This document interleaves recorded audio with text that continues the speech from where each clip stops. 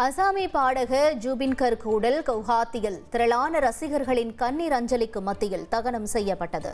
முன்னதாக கண்ணாடி பேழையில் அசாமின் பாரம்பரிய கமோசா துண்டு போர்த்தப்பட்டிருந்த அவரது உடலுக்கு அம்மாநில ஆளுநர் லக்ஷ்மண் பிரசாத் ஆச்சாரியா, பாடகர் பஃபுன் மற்றும் லட்சக்கணக்கான ரசிகர்கள் கண்ணீர் மல்க அஞ்சலி செலுத்தினர். இதையடுத்து அவரது உடல் தகனம் செய்யப்பட்டது. ஜூபின் கர்க்குக்கு கவுஹாத்தியிலும் ஜோராட்டிலும் நினைவு மண்டபம் கட்டப்படும் என அம்மாநில அரசு அறிவித்துள்ளதும் குறிப்பிடத்தக்கது.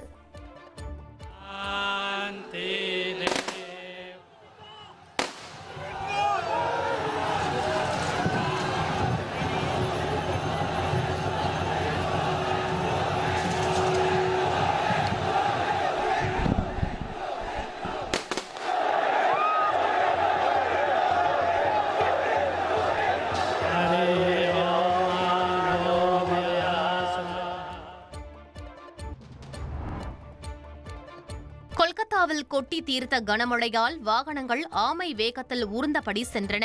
கொல்கத்தாவில் இடைவிடாமல் பெய்த கனமழை காரணமாக சாலைகளில் வெள்ளப்பெருக்கு ஏற்பட்டது. இதனால் சால்ட் லேக் பகுதியில் வாகனங்கள் ஆமை வேகத்தில் தத்தளித்தபடி சென்றன.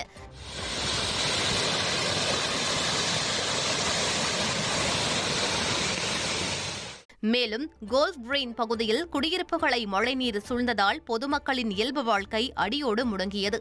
வீடுகளின் தரைத்தளத்தில் தண்ணீர் புகுந்ததால் பொதுமக்கள் கடுமையாக பாதிப்பை சந்தித்தனர்.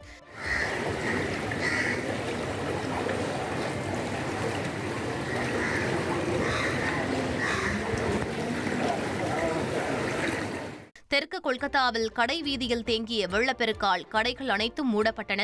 இதனால் அத்தியாவசிய பொருட்களை கூட வாங்க முடியாமல் மக்கள் அவதிப்பட்டனர். இதனிடையே ஜாதவ்பூர் பல்கலைக்கழக விடுதி அருகே முழங்கால் அளவு தண்ணீர் தேங்கியதால் வாகன ஓட்டிகள் கடுமையான சிரமத்தை சந்தித்தனர்.